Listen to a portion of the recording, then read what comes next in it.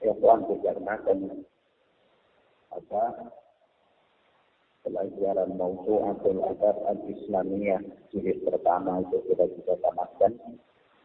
Makanya sebelum kita lanjut ke jilid yang kedua, itu kita isi dengan menamatkan kitab Al-Qawaidul Arba'ah. Ya. Kitab Al-Qawaidul Arba'ah kalau kita sudah tamatkan, baru kita lanjut dengan pelajaran Mawsu'atul Adab Al-Islamiyah di jilid yang kedua, insyaallah. Baik.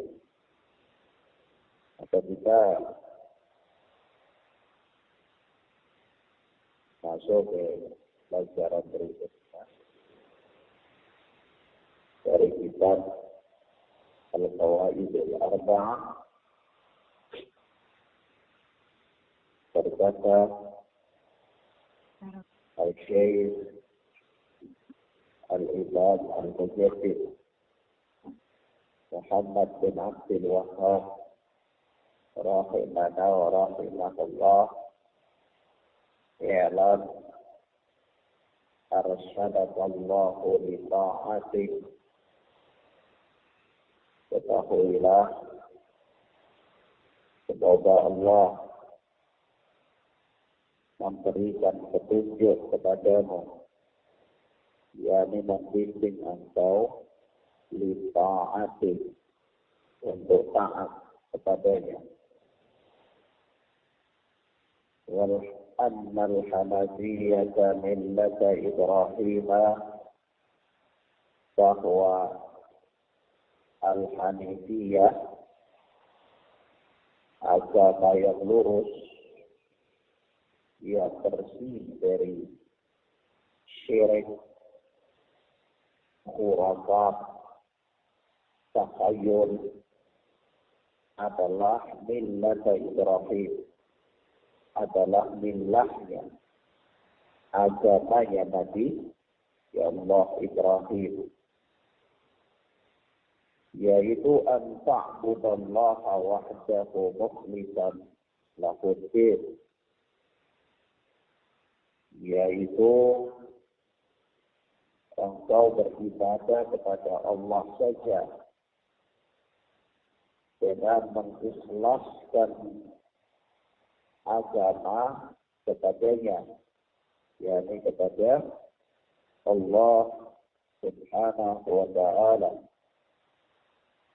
Kama qala Allah Ta'ala, sebagaimana Allah yang Maha Tinggi berfirman, wa ma khalaqatul jinna wal insa illa liya'budun. Tidaklah aku, kata Allah, menciptakan makhluk dari jin, dan tidak pula menciptakan makhluk dari golongan manusia kecuali agar supaya mereka beribadah kepadaku, kata Allah. Surat Al-Zariyat ayat 56.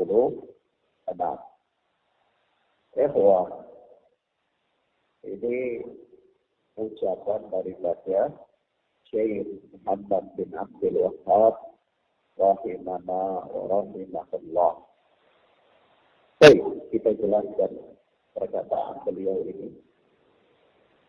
Syekh rahimahullah di dalam kalimat yang baru ini, setelah beliau menyebutkan muqaddimah dalam kitab ini, begitu mau masuk ke isi kitab, itu beliau masih juga mengatakan kalimat i'lam rahimakallah, ketahuilah semoga Allah merahmatimu. I'lam arsyadakallah, ketahuilah semoga Allah membimbing engkau li ta'atihi, untuk taat kepada Allah Subhanahu wa ta'ala. Baik. Di sini Syekh memulai dengan kalimat i'lam, ketahuilah. Memang ini adalah uslub atau metodenya penulisan kitab-kitab akidah sejak dari zaman dulu.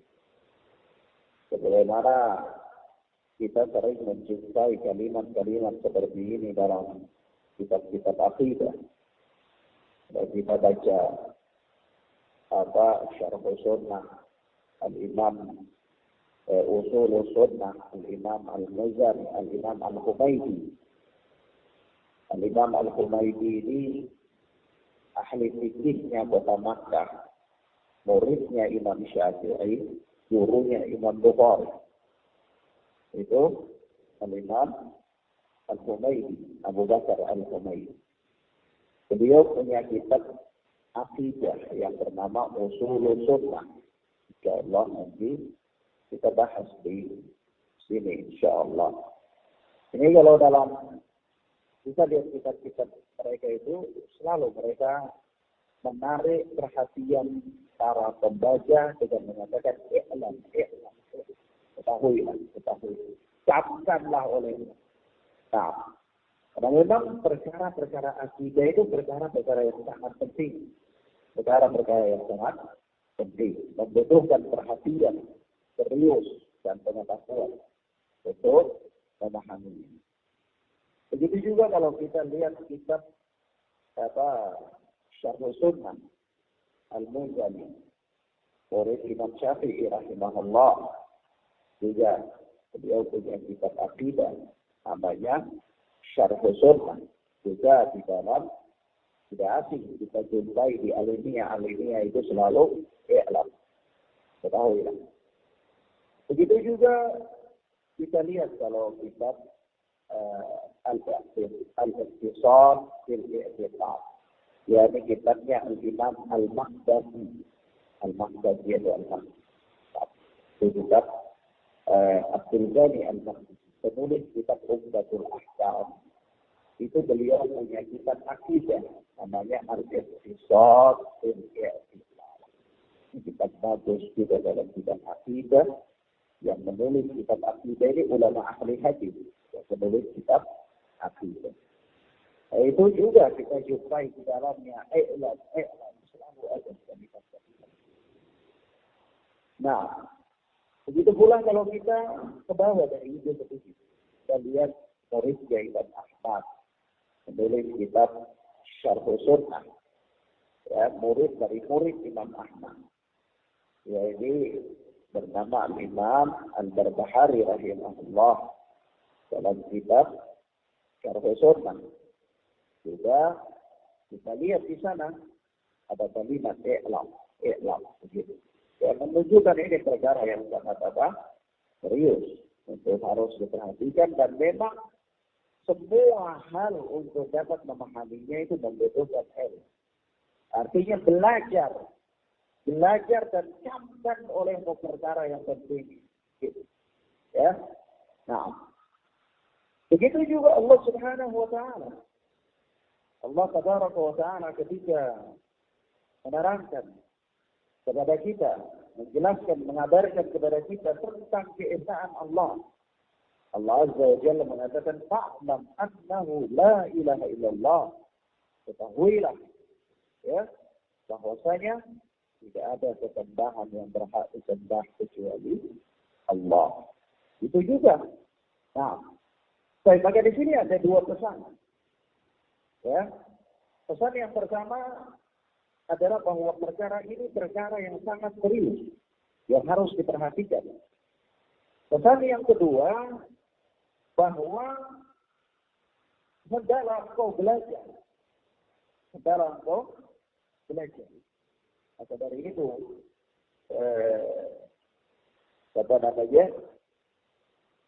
Al-Imam Al-Imam Bukhari rahimahullah, itu di dalam sahihnya, beliau ketika menulis kitab sahih itu beliau letakkan satu bab dalam Sahih Bukhari itu berjudul Babul Ilmi Qabla Qawli wal Amal.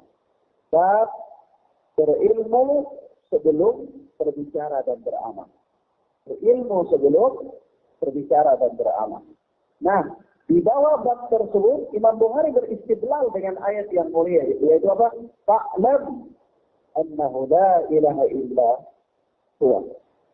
Ketahuilah bahwasanya tidak ada yang berhak disembah, tidak ada sesembahan yang berhak disembah kecuali Allah. Imam Bukhari memulai dengan ayat ini fa'lam. Artinya apa? Berilmu, ilmuilah. Ya. Nah. Baik. Kemudian yang berikut kata beliau, arsyadakallah. Semoga Allah Subhanahu wa taala membimbing engkau li ta'ati, untuk taat. Dan ketaatan ini adalah hidayah dari Allah Subhanahu wa taala. Kalau Allah tidak memberikan hidayah kepada kita, insyaallah tersesatlah kita. Ya. Nah. Dan maka dari itu apa? Taat itu apa? Taat itu intisalu. Taat punya beberapa definisi. Tetapi di antara definisi ketaatan itu yang paling sederhana dan paling mencakup adalah intisalu awamirih wa ijtinabu nawahih.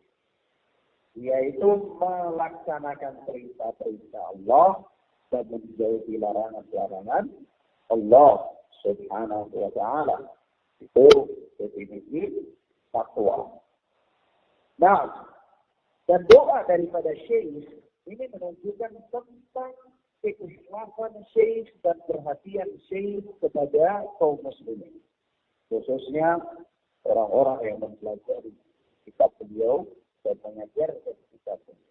Ingat, dan kita dapati kitab-kitab para ulama itu rata-rata selalu mengatakan rahimallah, arsyadakallah, ta'ati. Terus dari kalimat-kalimat yang semisal doa kepada kaum muslimin dan kepada orang-orang yang mempelajari dan mengajarkan kitab-kitab mereka. Maka ini menunjukkan bahwa memang para ulama itu orang-orang yang paling perhatian terhadap kaum muslimin. Ya, mereka sangat perhatian terhadap kaum muslimin, sangat memperhatikan kemaslahatan kaum muslimin, keselamatan kaum muslimin, sangat memperingatkan kaum muslimin dari bahaya itu para ulama. Siapapun. Kadang-kadang nanti kita kalau melihat orang teriak-teriak menggunakan slogan-slogan, oh dia paling perhatian terhadap umat, dia paling perhatikan terhadap kaum muslimin, dia paling membela kaum muslimin. Tapi sesungguhnya teriakan-teriakan mereka itu adalah slogan saja. Ya, tidak nyata. Tetapi para ulama itu nyata dalam kehidupan mereka. Sampai dalam tulisan-tulisan mereka, karangan-karangan mereka, siang dan malam mereka menulis dan mengajar. Untuk apa? Kalau bukan untuk keselamatan umat. Kalau bukan untuk keselamatan umat. Nah, membimbing umat siang dan malam, mengorbankan waktu mereka, mengorbankan tenaga, mengorbankan harta mereka untuk menyebarkan agama Allah Tabaraka wa Ta'ala, mendekatkan ilmu agama ini kepada masyarakat kaum muslimin, memberikan nasihat kepada kaum muslimin dengan Al-Quran dan Sunnah. Tidak cukup dengan itu, segala macam cara mereka lakukan. Untuk kalau mereka tidak perhatian kepada umat, ya, maka mereka adalah orang-orang yang paling perhatian terhadap umat, paling perhatikan terhadap kemaslahatan dan keselamatan umat. Sehingga tidaklah kalau mereka memberikan nasihat, kecuali nasihat itu ada di dalamnya. Kenapa? Karena hal itu sejalan dengan misi dalam kehidupan mereka, yaitu memberikan pelajaran-pelajaran dan mengajak umat, membimbing umat kepada keselamatan. Kemudian kata beliau, annal hanifiyah baca Ibrahim, bahwa al-hanifiyah adalah millahnya Nabi Ibrahim. Apa millahnya Nabi Ibrahim? Agama yang dibawa oleh Nabi Ibrahim, yaitu anta'budullah, engkau beribadah atau kalian beribadah kepada Allah Subhanahu wa ta'ala wahdahu semata-mata. Dalam mukhlisan lahuddin. Kenapa? Mengikhlaskan agama hanya kepada Allah Azza wa Jalla. Baik. Akhwan, a'azzani Allah wa iyyakum. Di dalam hal ini bahwa syariat ini dan pesan yang disampaikan oleh Syekh Yahudiyah kepada kita tidak lain kecuali pesan untuk meneladani Nabi Allah Ibrahim. Pesan untuk menjadikan Nabi Allah Ibrahim sebagai apa? Teladan. Dan memang kenapa Nabi Allah Ibrahim dijadikan teladan? Dan memang Nabi Ibrahim alaihi salatu wassalam dengan dakwah tauhidnya itu dijadikan oleh Allah Subhanahu wa taala sebagai teladan. Sikap-sikap Nabi Ibrahim dalam mendakwakan tauhid, ya, kemudian loyalitas dan antipati yang dilakukan oleh Nabi Allah Ibrahim memang dijadikan oleh Allah Subhanahu wa taala sebagai teladan. Nah, kita lihat ya, bagaimana Nabi Ibrahim dalam perjuangan dakwah beliau. Bagaimana Nabi Allah Ibrahim alaihi salatu wassalam dalam dakwah beliau. Kalau kita perhatikan dakwah Nabi Allah Ibrahim itu berpijak di atas dua pondasi saling utama.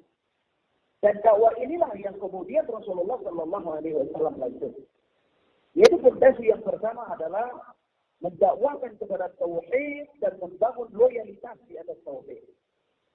Ya, mendakwakan untuk mentauhidkan Allah Subhanahu Wa Taala dan membangun loyalitas di atas tauhid.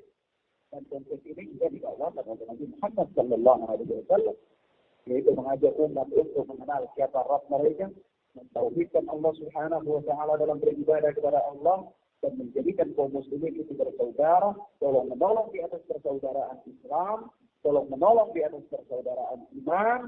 Maka inilah loyalitas di atas tauhid. Loyalitas di atas tauhid. Yang kedua, tetapi yang kedua adalah berlepas diri dari atau antipati dari menjauhi kesyirikan dan antipati dari kesyirikan dan pelaku-pelaku syirik.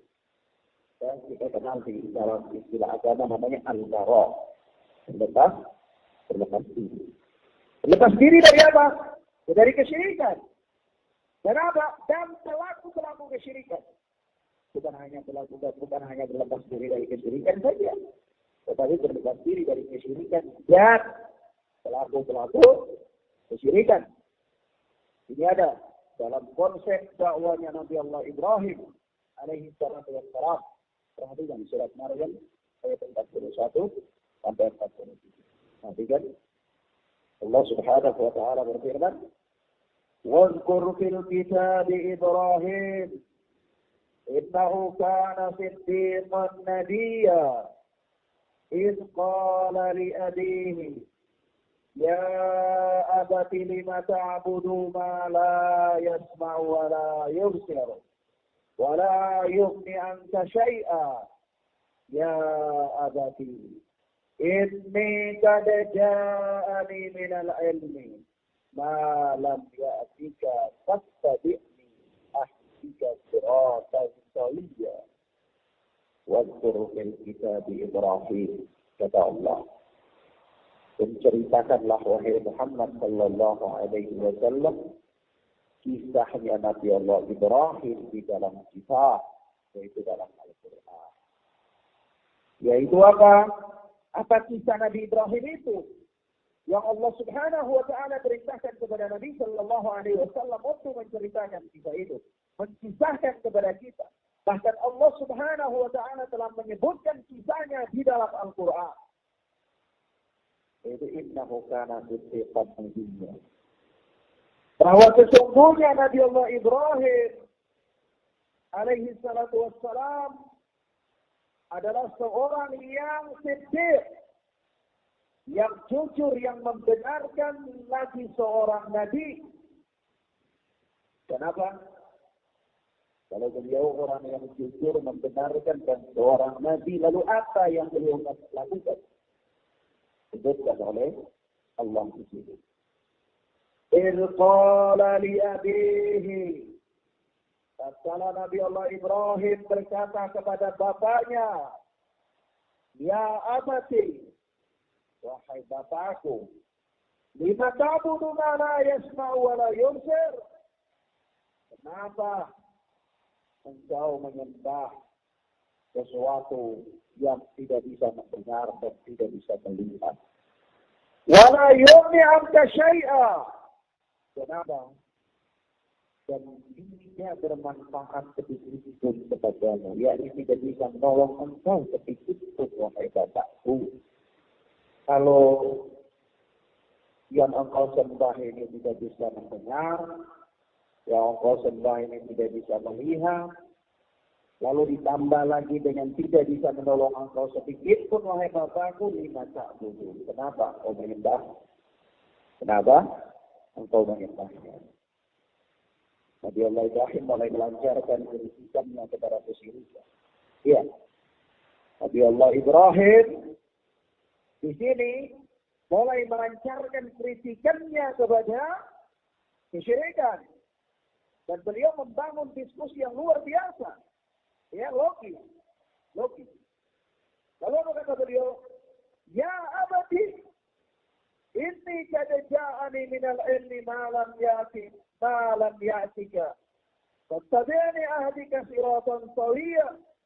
Wahai bapakku, inni qad ja'ani minal ilmi ma lam ya'tika.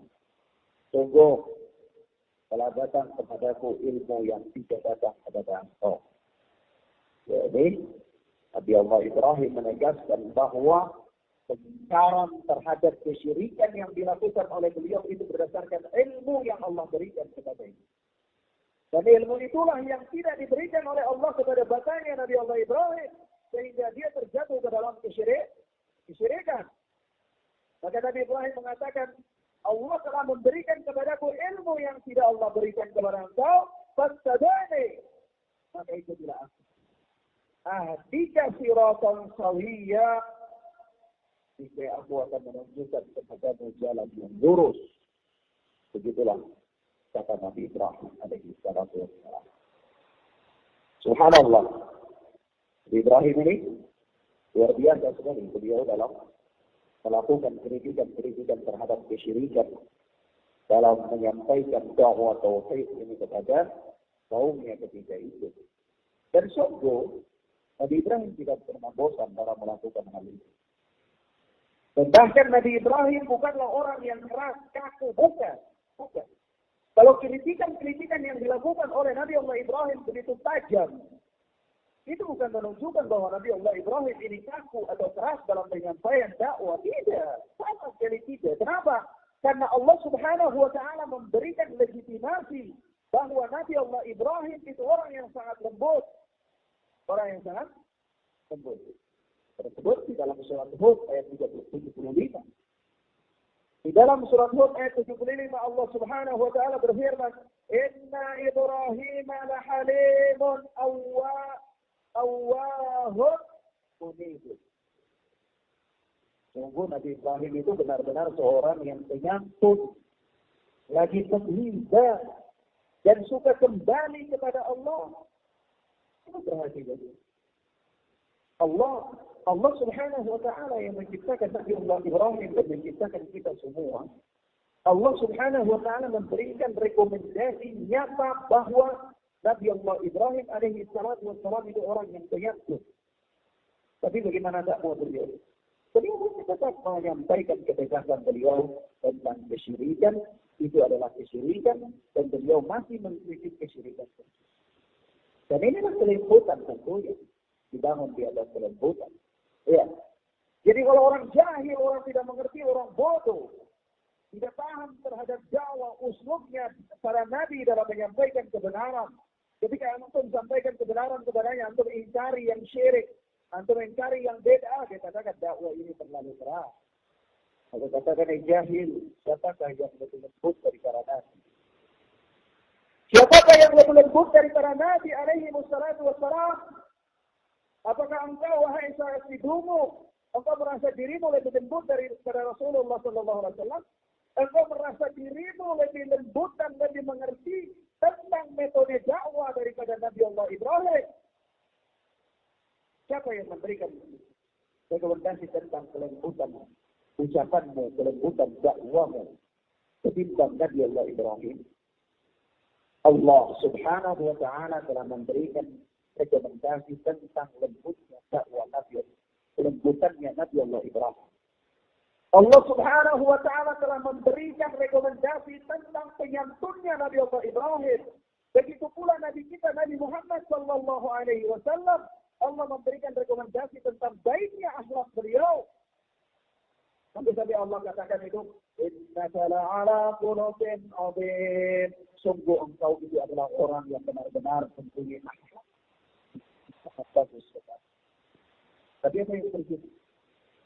Nabi Allah Muhammad sallallahu alaihi wasallam tetap memberi kesyirikan. Nabi Allah Muhammad sallallahu alaihi wasallam tetap mengancam kebid'ahan. Beliau mengatakan fa inna asdaqal hadits kitabullah wa khairal huda huda Muhammad sallallahu alaihi wasallam wa syarrul umuri muhdatsatuha wa kullu muhdatsatin bid'ah wa kullu bid'atin dhalalah wa kullu dhalalatin finnar. Nabi masih mengatakan sebaik-baik petunjuk adalah petunjuk Rasulullah, sebaik-baik ucapan adalah kitab Allah, sebaik-baik petunjuk adalah petunjuk Rasulullah, seburuk-buruk perkara adalah perkara yang diada-adakan, dan setiap perkara yang diada-adakan itu namanya bid'ah, setiap bid'ah itu neraka. Siapa yang mengatakan itu? Rasulullah. Apakah Rasulullah kurang lembut? Allah Subhanahu wa Ta'ala mengatakan innaka la'ala khuluqin 'adzim. Sungguh engkau adalah orang yang akhlaknya paling agung kata Allah Subhanahu wa Ta'ala. Dan Aisyah radhiyallahu taala anha mengatakan khuluqul Qur'an, akhlaknya Rasulullah itu adalah akhlaknya Al-Qur'an. Rasulullah juga mengatakan khaliqin nas bi khuluqin hasan, bergaullah dengan orang lain dengan akhlak yang baik, tapi akhlak yang baik itu diterapkan oleh Rasulullah. Akhlak yang baik yang diterapkan oleh Rasulullah itu yang syirik diingkari, itu syirik. Yang bid'ah diingkari, itu bid'ah. Yang halal dikatakan halal. Yang haram dikatakan haram. Itulah akhlak yang baik. Kenapa? Karena orang yang akhlaknya paling baik adalah siapa? Rasulullah. Rasulullah mengatakan dalam hadis yang diriwayatkan oleh Imam Al-Hakim rahimahullah dalam mustadraknya, innama utitu yusammi makarim al-akhlaq. Sesungguhnya aku itu datang untuk menyempurnakan akhlak manusia. Atau kama ja'a fil hadis. Lalu Rasulullah datang dengan misi menyempurnakan akhlak manusia, memperbaiki akhlak manusia. Tapi beliau masih tetap mengatakan yang syirik itu syirik, yang bid'ah itu bid'ah. Bahkan terjadi peperangan di antara Rasulullah dengan kaum musyrikin. Sementara beliau datang untuk menyempurnakan akhlak manusia. Maka begitu pula Nabi Allah Ibrahim alaihi salatu wassalam. Orang yang akhlaknya luar biasa. Bahkan Allah Subhanahu wa Ta'ala mengatakan dengan benar Rasulullah sallallahu alaihi wasallam berteladan kepada Nabi Allah Ibrahim. Rasulullah berteladan kepada Nabi Allah Ibrahim alaihi salatu wassalam. Yani dan kita diperintahkan untuk berteladan kepada Nabi Allah Ibrahim alaihi salatu wassalam. Nah, tapi apa yang terjadi ya Allah? Dengan akhlak yang lembut ini, Nabi Allah Ibrahim tidak membiarkan kemungkaran itu tetap berjalan. Dengan akhlak yang penyantun ini, Nabi Allah Ibrahim tidak tutup mata dari kesyirikan yang dilakukan oleh manusia, tidak. Bahkan beliau marah terhadap apa? Kesyirikan.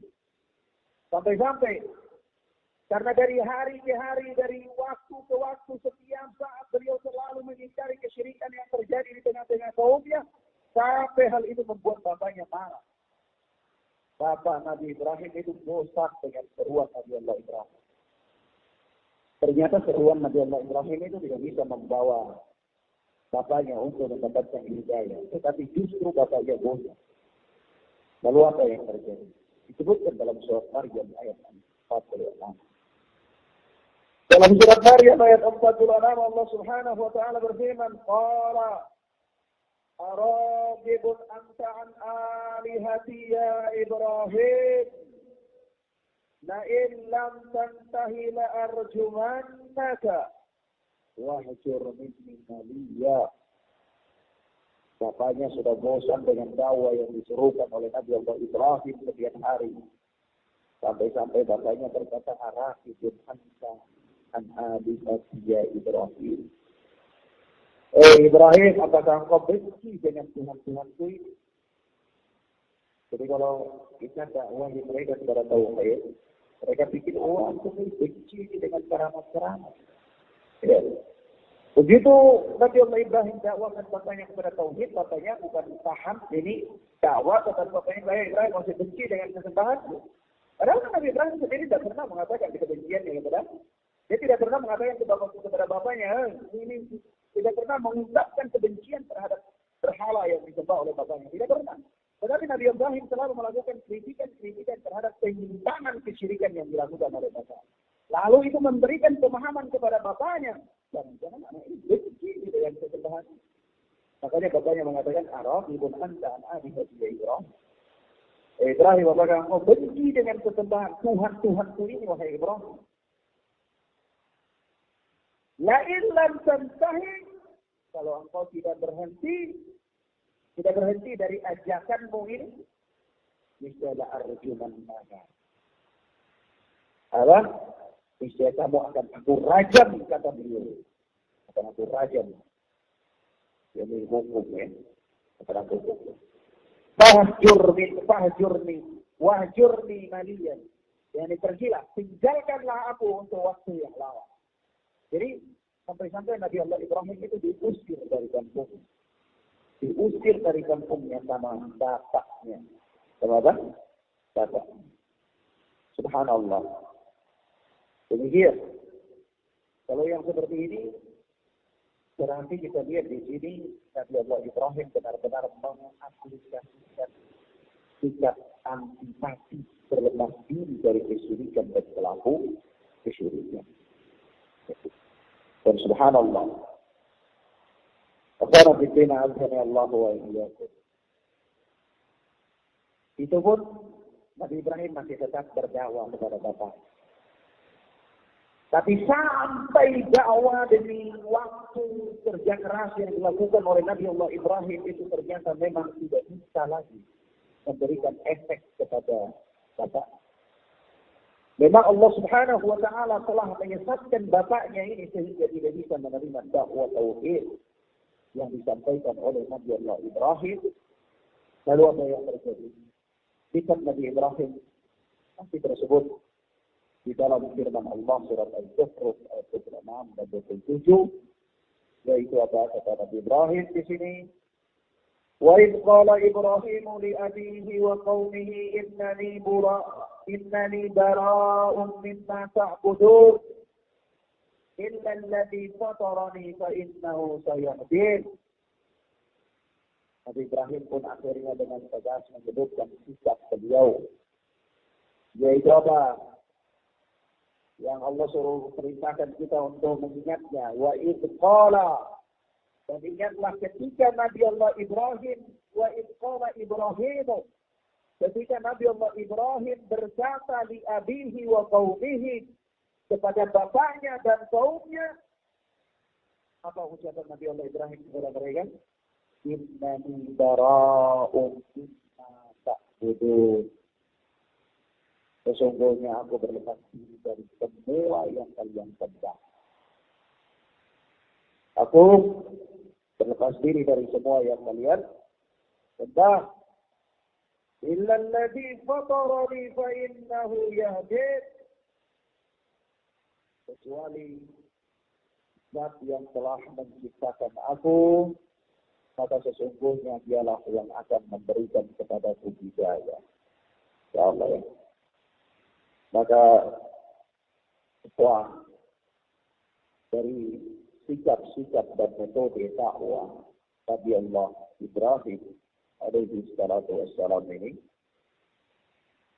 terdapat pelajaran bahwa sedalah kita dalam menyampaikan dakwah kepada seseorang atau sekelompok manusia, itu kita menyampaikannya dengan tekun, serius, dan sungguh-sungguh.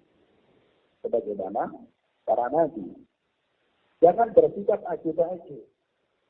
Jangan bersikap malas atau dakwah ini sebenarnya sebagainya.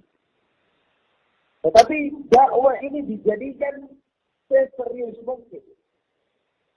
Sungguh-sungguh. Ya, dengan kerja keras.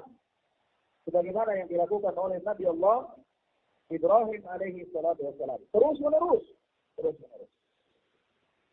Dan semua orang punya hak untuk itu. Siapa saja. Dia punya hak untuk mendapatkan dakwah kebenaran ini. Apakah kaum muslimin?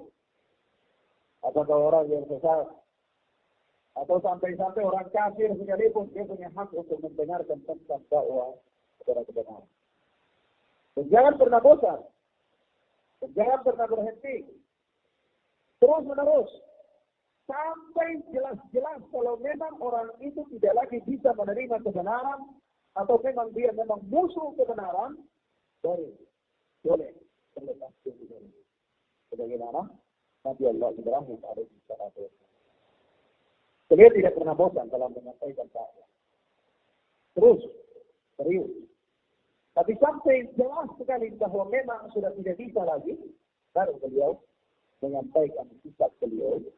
Ya, karena memang dekat dengan orang itu tidak ada faedah, mendakwahi dia juga tidak ada faedah, lalu itu akan bergaul dengan. Maka Nabi Allah Ibrahim pun menyebutkan ketegasan beliau, yaitu apa? Inna min bara'um mimma ta'budun. Aku berlepas diri dari semua yang kalian sembah. Sudah cukup sampai di sini. Ya, nah, Masya Allah ya. Begitu pula kalau kita Nabi Ibrahim ini kita jadikan contoh dalam menyampaikan dakwah kepada siapa saja, kata kepada orang-orang yang menyimpang dari kebenaran. Jangan pernah bosan untuk menyampaikan kepada mereka kebenaran. Jangan pernah bosan untuk berbicara kepada mereka tentang kebenaran. Sampai memang benar-benar mereka itu orang-orang yang sama sekali tidak mau lagi mendengarkan hidayah. Tidak mau lagi mendengarkan kebenaran. Dan mereka dengan nyata mengaplikasikan penentangan mereka terhadap dakwah yang hak. Dari ketika itu, kita tinggalkan mereka. Kata itulah konsep al-bara. Itulah konsep apa? Al-bara, yaitu bersikap antipati yang sebagaimana dilakukan oleh Nabi Allah Ibrahim alaihi salatu wassalam.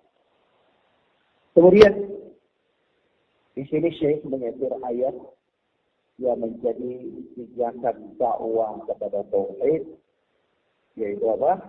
Wa ma khalaqatul jinna wal insa illa liya'budun. Tidaklah aku menciptakan manusia, tidaklah aku menciptakan jin dan manusia kecuali agar mereka beribadah kepadaku. Nah, surat Az-Zariyat. Di sini Allah Subhanahu wa taala mengatakan illa liya'budun, kecuali agar supaya mereka beribadah. Lalu apa makna ibadah? Ibadah itu apa? Para ulama mempunyai definisi tentang ibadah.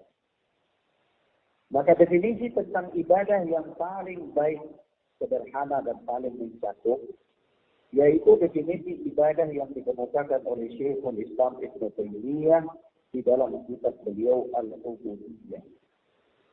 Yaitu kata beliau ismun jami' li kulli ma yuhibbuhu Allah wa yarda. Ibadah itu adalah semua perkara yang dicintai dan diridhai oleh Allah.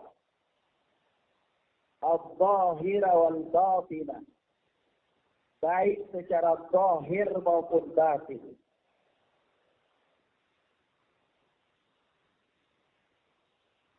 Dengan anggota tubuh maupun dengan hati.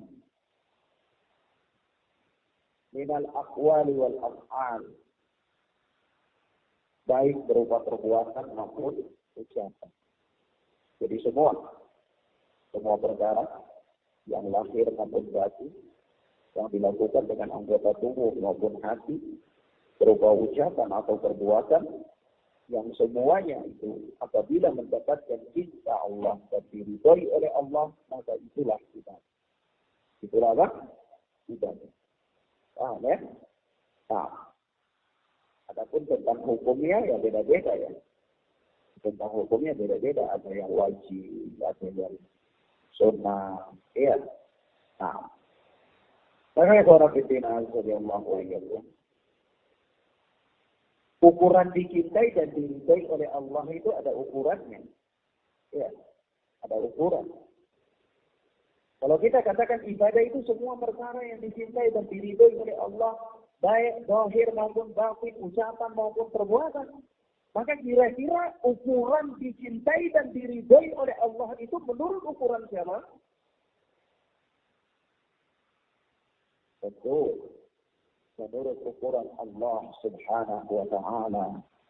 Karena memang agama ini datangnya dari Allah. Dan seseorang beribadah itu untuk mendapatkan keridhaan Allah atau untuk diberikan pahala oleh Allah, maka tentu dia beribadah ukuran dicintai dan diridhai itu harus menurut ukuran Allah Subhanahu wa Ta'ala. Taruhlah seperti seorang buruh pabrik itu kalau dia bekerja di sebuah perusahaan atau pabrik itu untuk mendapatkan upah dari atasan pemilik pabrik itu. Lalu dia bekerja itu harus menurut keinginan siapa? Apakah dia bisa masuk seenaknya, pulang seenaknya, mau kerja atau mau tidak bisa seenaknya? Jadi harus menurut ketentuan aturan yang dibuat oleh yang punya pabrik perusahaan. Itu dalam urusan itu. Dalam urusan agama, karena agama ini adalah punya Allah, manusia yang beribadah kepada Allah itu dia mengharapkan balasan pahala dari Allah, maka dia harus beribadah menurut ukuran yang ditetapkan oleh Allah Subhanahu wa Ta'ala. Supaya Allah cinta dan Allah ridha. Bersama saja. Kalau antum kerja di perusahaan lalu antum seenak-enaknya, kira-kira perusahaan bisa suka. Malah bisa antum dipecat. Ya, dari sebuah perusahaan. Maka begitulah agama, tentu lebih mulia dari itu. Lebih mulia dari itu. Lalu kalau kita katakan ukuran dicintai dan ukuran diridhoi itu kembali kepada Allah, lalu apakah Allah memberikan isyarat kepada kita untuk itu? Jawabnya iya. Allah memberi kita isyarat untuk itu. Isyaratnya di mana? Di dalam Al-Quran. Allah katakan apa isyaratnya? Wa ma atakumur rasulu fakhudhuhu wa ma nahakum anhu. Apa-apa yang diberikan oleh Rasul maka terimalah dan apa-apa. Oh berarti ini syarat yang Allah. Supaya beragama sesuai dengan apa yang Allah inginkan, supaya Allah cinta, Allah ridha terhadap sebuah ibadah yang dilakukan oleh seseorang, merujuk ke sini. Apa-apa yang diberikan oleh Rasulullah maka terimalah dan apa-apa yang diberikan oleh Rasulullah. Dan begitu juga Allah Subhanahu wa Ta'ala berfirman, "Qul in kuntum tuhibbunallaha fattabi'uni." Katakanlah kalau memang kalian itu cinta kepada Allah maka ikutilah aku. Itu Rasulullah sallallahu alaihi wasallam. Oh, dari itu kita paham bahwa ternyata beribadah kepada Allah supaya ibadah kita itu dicintai dan diridhai oleh Allah harus menurut keinginannya Allah. Dan keinginannya Allah itu telah terisyaratkan dalam petunjuk Rasulullah sallallahu alaihi wasallam. Maka singkatnya beribadah harus menurut petunjuk Rasulullah. Baru dia mendapatkan cinta dan ridho, maka itulah disebut ibadah. Di luar daripada itu tidak disebutkan ibadah. Tidak disebut apa? Kenapa?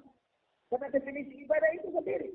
Semua hal yang dicintai dan diridhai oleh Allah, baik secara zahir maupun secara batin, yang dilakukan oleh anggota tubuh atau dalam hati, yang diucapkan oleh lisan secara perkataan maupun secara perbuatan. Kalau semuanya dicintai dan diridhai oleh Allah, itulah ibadah. Pemahamannya, kalau tidak diridhai dan tidak dicintai oleh Allah, maka itu bukan ibadah. Walaupun sejagat raya ini mengatakan itu adalah ibadah. Ya, paham ya? Baik. Sehingga para ulama mengatakan kepada kita, membuat rumus kepada kita bahwa syarat diterimanya ibadah itu ada dua. Rumusnya syarat diterimanya ibadah itu ada dua. Yang pertama adalah ikhlas. Yang kedua adalah mutaba'at Nabi sallallahu alaihi wasallam, mengikuti Nabi sallallahu alaihi wasallam. Baik. Kalau ada syarat berarti ada rukun. Ya. Maka ibadah itu ada rukun. Ada rukun ibadah. Paham ya? Rukun ibadah itu apa? Rukun ibadah itu ada 4. Kalau seorang beribadah tidak berada di atas rukun ibadah ini, maka tidak sah juga ibadah itu. Tidak sah. Nah, yaitu apa? Pertama, merendahkan diri di hadapan Allah. Merendahkan diri di hadapan Allah. Khudu. Yaitu benar-benar merasa rendah di hadapan Allah dan butuh kepada Allah. Ya kalau orang beribadah sambil angkuh misalnya berdoa, ya Allah berikanlah saya rezeki kalau engkau mau, kalau engkau tidak mau juga tidak apa-apa. Sombong dia. Nah itu bukan ibadah. Dia tidak menunjukkan kerendahan dirinya di hadapan Allah. Dia tidak memenuhi rukun ibadah. Maka dari itu seseorang yang beribadah kepada Allah harus memenuhi rukun ibadah yang pertama, merendahkan diri di hadapan Allah. Yani benar-benar merasa rendah di hadapan Allah dan butuh, sangat butuh kepada Allah Subhanahu wa ta'ala.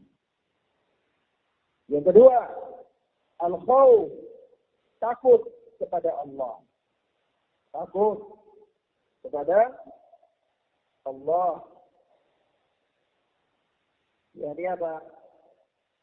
Seseorang beribadah kepada Allah itu disertai dengan rasa takut jikalau Allah tidak menerima ibadahnya. Nah, dia rasa takut kalau Allah tidak menerima ibadahnya, dan dia rasa takut karena kemaksiatannya. Jangan sampai Allah mengangkat dia karena kemaksiatan. Jadi orang ibadah itu juga harus rasa takut akan kemaksiatannya. Kalau orang tidak pernah rasa takut akan kemaksiatannya, dia tidak pernah ibadah. Iya, ya dunia ini. Ana secara pribadi pernah hidup, pernah sampai di suatu wilayah daerah pedalaman kan. Itu subhanallah ya di Jawa Tengah. Itu sampai-sampai anak pernah jumpai orang-orang di luar biasa pelosok paling jauh di pegunungan.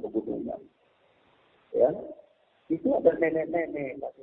Mereka sendiri anak tidak bisa memastikan ini mereka agama. Tapi karena barangkali mereka dalam keadaan sehingga ya mereka dihukum dengan muslim dan memang ngaku menjadi muslim. Tapi subhanallah, tak bermasalah. Kalau diajak bicara tentang sholat pun jangan. Sampai-sampai suatu ketika anak duduk dengan mereka, si mbah itu, nenek-nenek, itu anak biasanya ngasih mereka kalau ada rezeki, anak ngasih uang, kemudian itu aja. Rumah-rumah yang bubuk-bubuk, kadang sambil bubuk-bubuk apa, singgo, anak ajak mereka ngomong tentang persoalan agama. Kadang-kadang apa ucapan mereka? Mereka memang tidak tahu bahasa Indonesia, jadi kadang ada teman yang ikut. Subhanallah, ada yang bilang ya sudah terserah Allah saja, terserah Tuhan saja. Kalau tidak ya, pasti mau jadi apa? Memang dia tidak paham. Jadi subhanallah. Nah, ini anak katakan bahwa rukun ibadah salah satu itu harus tahu. Harus orang itu takut. Beribadah itu dalam keadaan apa? Karena dia takut akan azab Allah. Harus terpenuhi rasa takut. Yang ketiga, roja berharap. Jadi seseorang yang beribadah kepada Allah Subhanahu wa ta'ala harus disertai dengan rasa harap kepada Allah. Jadi berharap kalau Allah menerima amalan, berharap Allah memberikan dia pahala, berharap dia mendapatkan surga, ya. Berharap. Nah. Jadi kalau orang beribadah itu juga tidak bisa asal karena ibadah saja, tidak bisa. Dia harus beribadah itu, dia memang ada mengharapkan balasan di sisi Allah. Nah, yang ketiga mahabbah, cinta. Mahabbah. Jadi seseorang yang beribadah kepada Allah, Itu dikarenakan kecintaannya kepada Allah dan kecintaannya kepada ibadah tersebut. Ya. Jadi ibadah itu harus dibangun dirasa atau rasa cinta. Nah, ikhwan, ini 4 rukun yang harus terdapat dalam sebuah ibadah. Seorang dia melakukan sebuah ibadah itu dengan merendahkan diri, rasa takut, rasa roja, dan dia cinta. Itu baru terpenuhi rukun ibadah. Dalam semua ibadah harus terpenuhi rukun. Nah, barulah dikatakan ibadahnya tersebut. Barang siapa yang hilang darinya salah satu dari 4 rukun ini, maka dia sesat. Dia sesat dalam beribadah. Contoh, ada orang-orang sufi yang mereka beribadah kepada Allah dengan rasa cinta saja. Rasa cinta. Jadi dia bangun ibadahnya itu dirasa cinta. Dia cinta kepada Allah, pokoknya dia lakukan apa saja, sampai kadang-kadang dia menari-nari. Kadang-kadang dia lakukan apa saja yang dia lakukan. Itu karena apa? Semata-mata rasa cinta saja kepada Allah. Ada orang menyanyi karena rasa cinta kepada Allah. Ada orang beribadah dengan musik karena untuk membangkit rasa cinta. Akhirnya dia. Yang kedua, ada orang yang beribadah kepada Allah itu dengan rasa takut saja. Rasa takut. Sebagaimana orang-orang Khawarij. Orang-orang Khawarij itu dia beribadah kepada Allah dengan rasa takut saja sampai dia jadikan Allah itu seolah-olah seorang raja yang sangat kejam, tidak mempunyai belas kasihan. Dia takut, rasa takut yang luar biasa, ibadahnya tidak pernah berhenti. Ya. Ibadah. Sampai dia memutuskan dirinya dari hal-hal yang mubah hanya untuk dia takut. Begitu takutnya, sampai-sampai kalau orang terjatuh dalam sebuah dosa besar, langsung dia kafirkan. Kenapa? Karena takutnya dia kepada Allah Subhanahu wa Ta'ala. Akhirnya dia tetap. Yang ketiga, kalau orang beribadah kepada Allah dengan rasa harap saja juga, akhirnya nanti dia jadi sufi besar. Sufi besar itu berharap, ya Allah itu kan maha baik. Allah itu maha pengampun.